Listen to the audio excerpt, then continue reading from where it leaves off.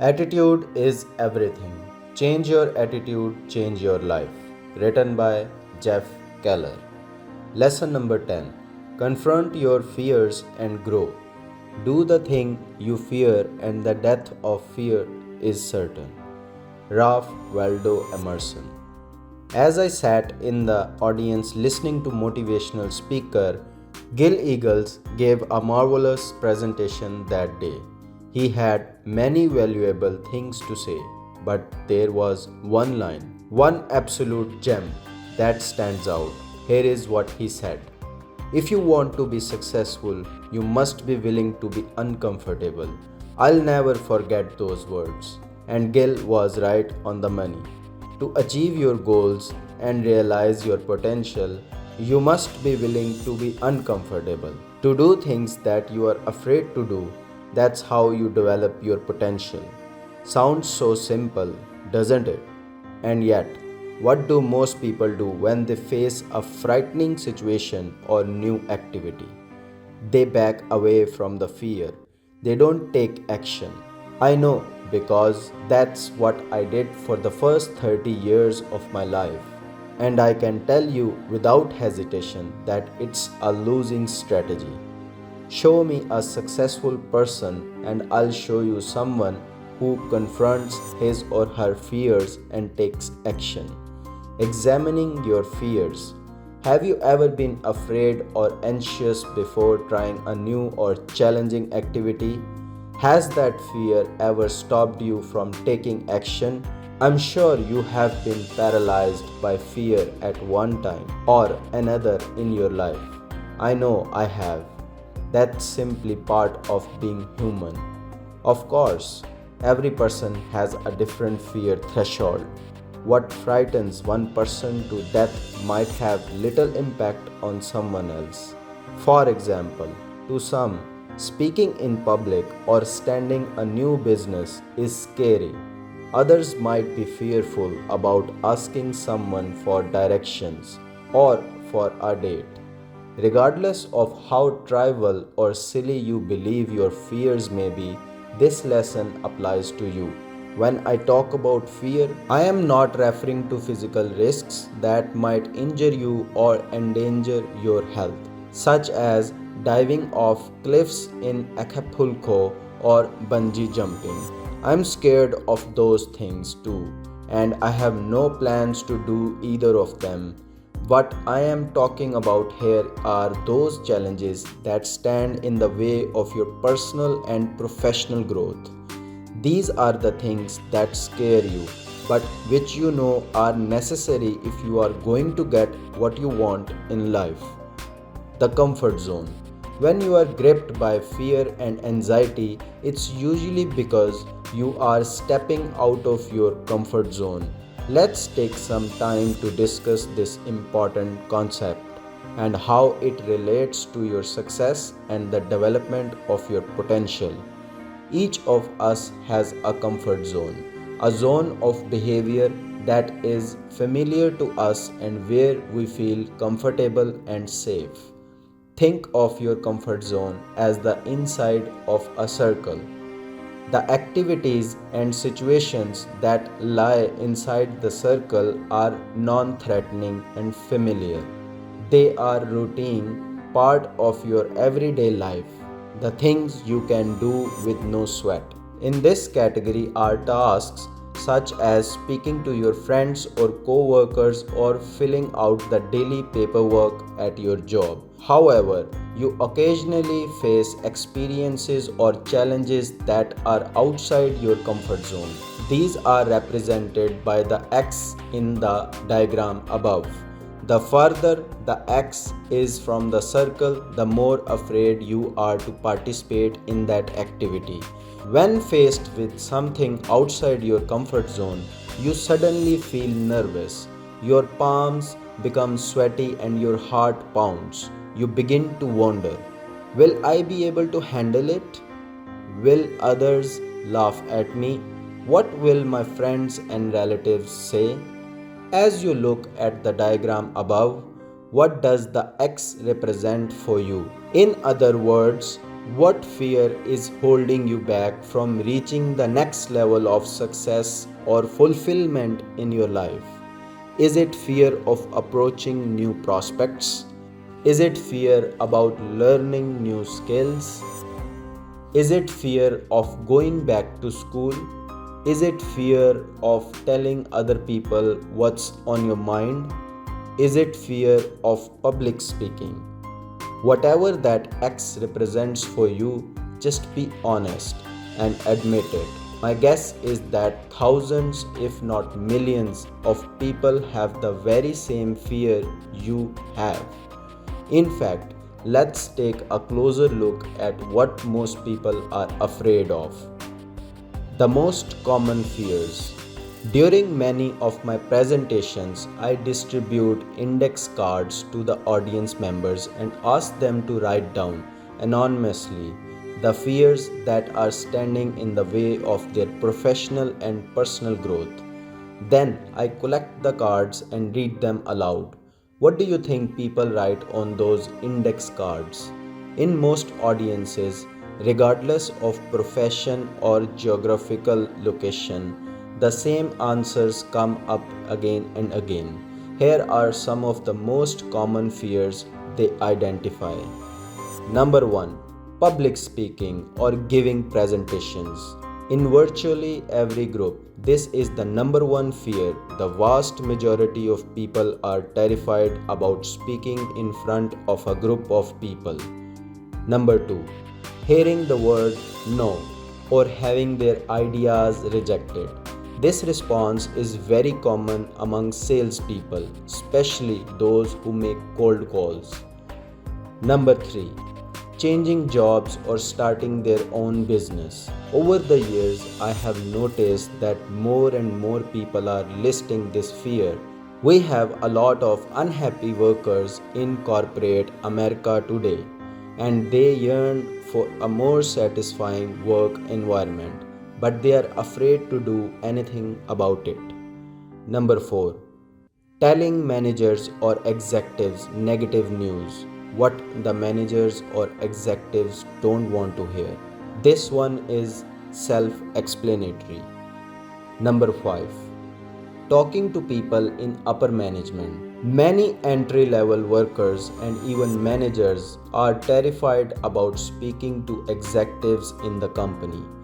They even hesitate to make small talk with the president or CEO of their organization. For fear they'll say something silly or appear stupid. Number 6. Fear of failure. Those who won't try something new for fear that it won't work out. We will tackle this issue in more depth in lesson 11. Well, are you surprised by any of the fears on this list? Do you have any of them now, or have you had them in the past? The truth is, the overwhelming majority of people experience these fears at some point in their lives. And if you have some fears that weren't on this list, don't worry about it. You are stronger than any of your fears and you can overcome them. The benefit of backing away from your fears. When confronted with an anxiety producing event, most people will retreat to avoid the fear and anxiety. That's what I used to do. You see, backing away does relieve the fear and anxiety that would have resulted if you followed through with the activity. For instance, if someone asks you to make a presentation within your company and you decline, you save yourself the sleepless nights you would have worrying about it and the nervousness you would experience in the days leading up to the presentation. In fact, I have found that's the one and only benefit you get by retreating. A momentary avoidance of anxiety. A momentary avoidance of anxiety. Think about it for a moment. Can you list any other benefits that people get when they refuse to confront their fears? I have asked that question of thousands of people and nobody has been able to come up with any additional benefits. For good reason, there are none. The price you pay. Now, I want you to seriously consider the price you pay when you back away from those fears that are standing in the way of your growth. Here is what happens: your self esteem is lowered, you feel powerless and frustrated, you sabotage your success, you lead an uneventful, boring life.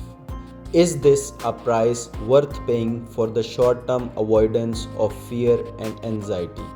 Most of us are indeed willing to pay this dear price simply to avoid temporary discomfort and possible ridicule from others. Trust me, folks, this is insane.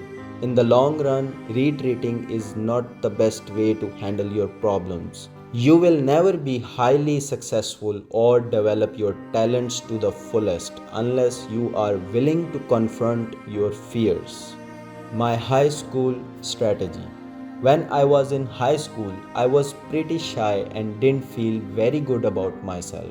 But I was never rejected when it came to asking someone for a date.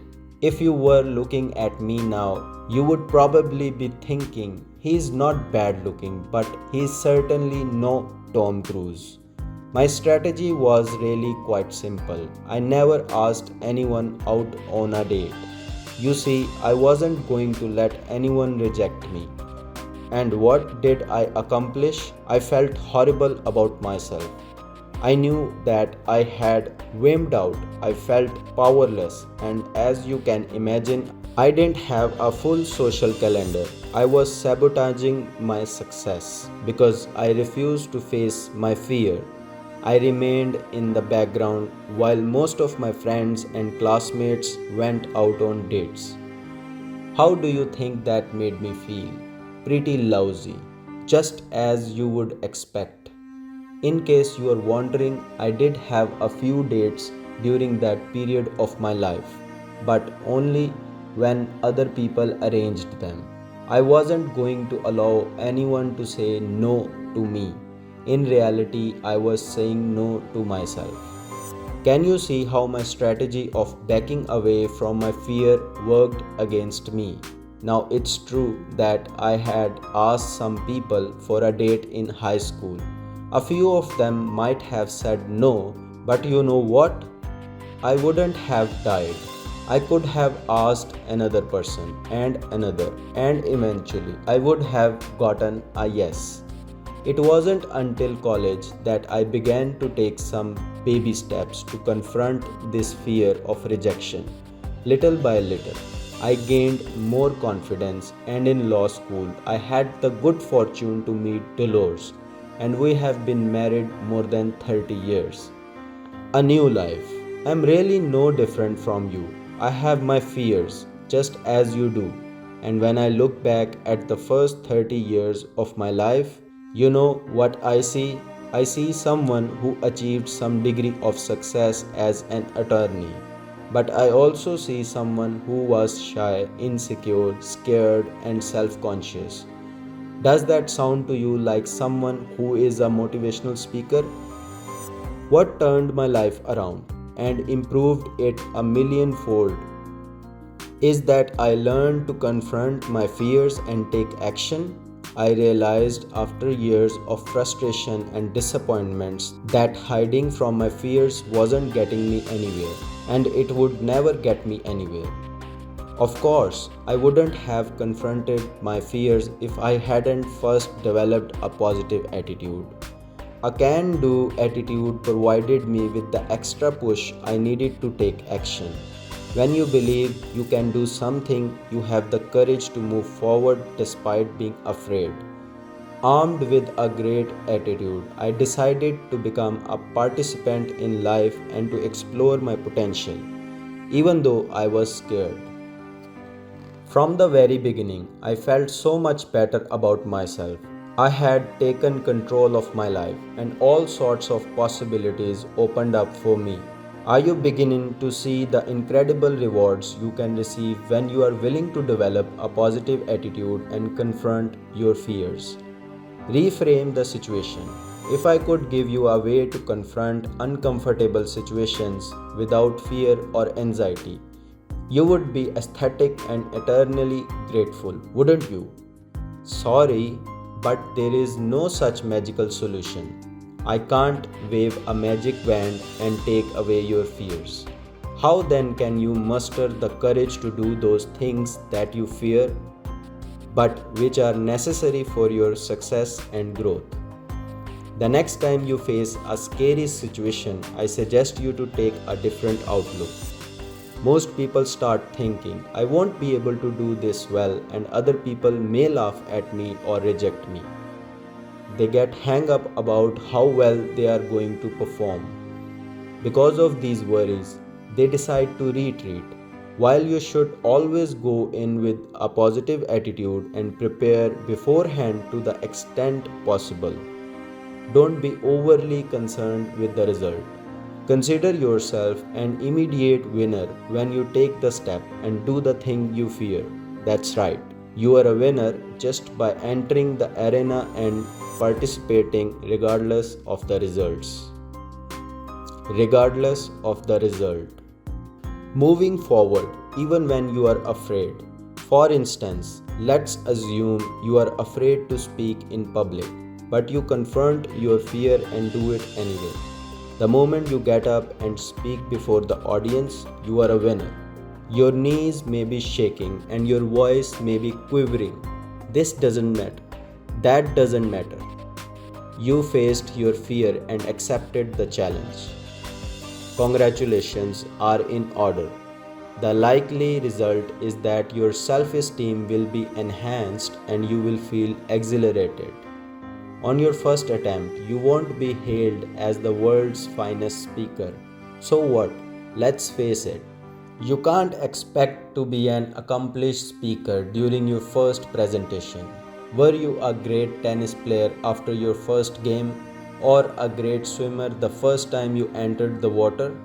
Developing any skill takes time. I remember my first motivational speech that was in 1988 and my performance was nothing to write home about.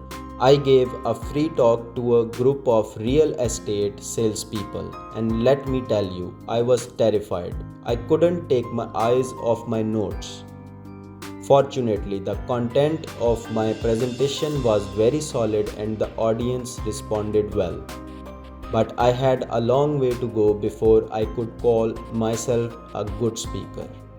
On the second presentation, I was a little better. And when I had done 5 or so presentations, I began to rely less and less on my notes and to develop a stronger connection with the audience. For a period of 20 years, I gave presentations to thousands of people each year throughout the United States and abroad. But let's not forget that it all started with a scared guy who gave a very unimpressive talk in 1988. She followed her dream. I'll tell you a story about a woman who knows a lot about breaking out of a comfort zone. Her name is Dottie Burman, and for 32 years, Dottie was a high school English teacher in New York. Yet, since the age of 10, she wanted to go into show business. She never gave it serious thought as a career and instead chose the security of teaching. She never gave it serious thought as a career and instead chose the security of teaching with its regular paycheck and benefits. While working as a teacher, Dottie began to write songs and perform them. It was just a hobby, but it kept her dream alive. Then in the late 1980s, Dottie made a decision. She would retire from teaching and pursue a new career as a performer. In the summer of 1988, she submitted her resignation. Then the terror really hit her. But you will always feel better about yourself when you face your fears. In the last 20 years or so, I have had the privilege of traveling throughout the United States and abroad, and of speaking with thousands of people, During all this time, I haven't met one person who confronted his or her fears, took action, and later regretted it. Not a single one.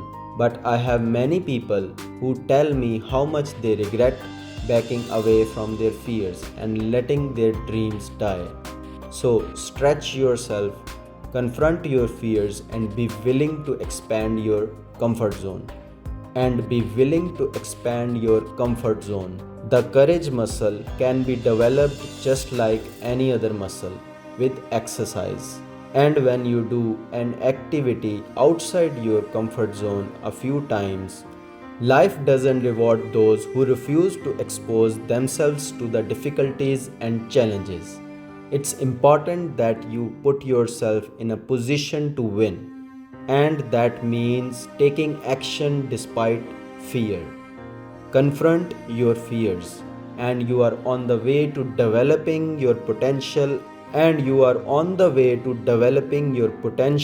and leading the exciting, fulfilling life you deserve. It's a decision you will never regret.